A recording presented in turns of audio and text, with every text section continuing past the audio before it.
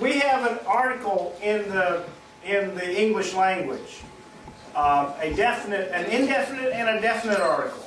The indefinite article is a or an apple or a train. Okay, that's indefinite. We also have a definite article, the apple, the train. Right? We have one definite article. In Greek, we have 24 definite articles. And some of them double up. And so we actually have only 16 different forms. So if it makes you feel better knowing that you have only to memorize 16 different forms, then just keep that in mind. But there are going to be 16, or rather 24 different grammatical structures that you have to keep in mind when you're looking at definite articles. And so it's going to get confusing that way. But remember that the definite article works a lot harder in Greek than it does in English. And it can do a lot more. It can be translated in a lot of different ways than the definite article in English. And that's one reason why it's used so much. You'll find definite articles all over your paragraphs and in almost every sentence in Greek.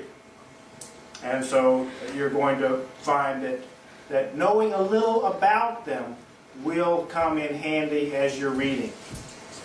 So let's take a look now at the forms that you're going to see and how they'll function. I'm just going to read them through. These are all the nominatives in the red part of this chart. That is, they're all definite articles that would be used for the subject of your sentence. The nominative singular is if your subject is, in this case, masculine nominative singular. That's what MNS is.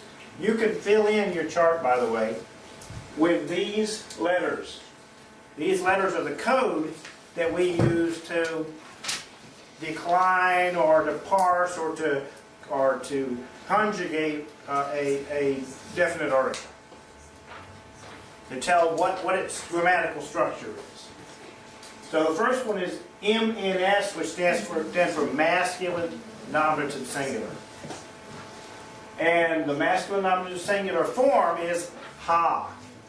The omicron with the rough breathing mark.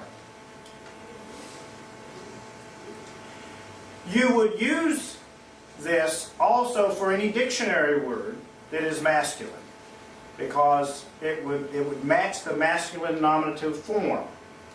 So you would, for example, say ha logos or ha aklos.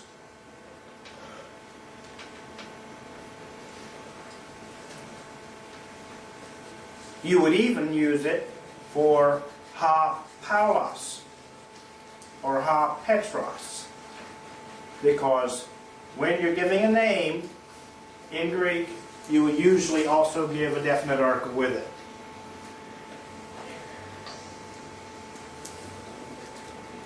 So ha logos, ha cosmos, ha stauros,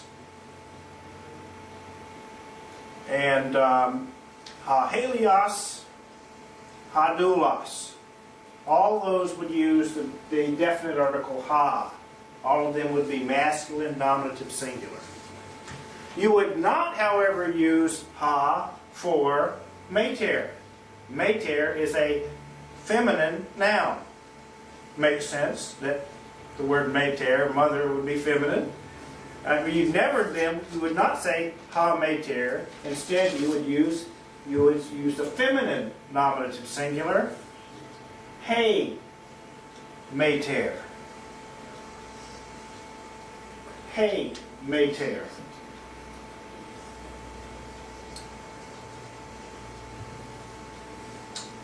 And since this is also the nominative singular form, this is also the word you would use for any dictionary form that actually happen to be feminine.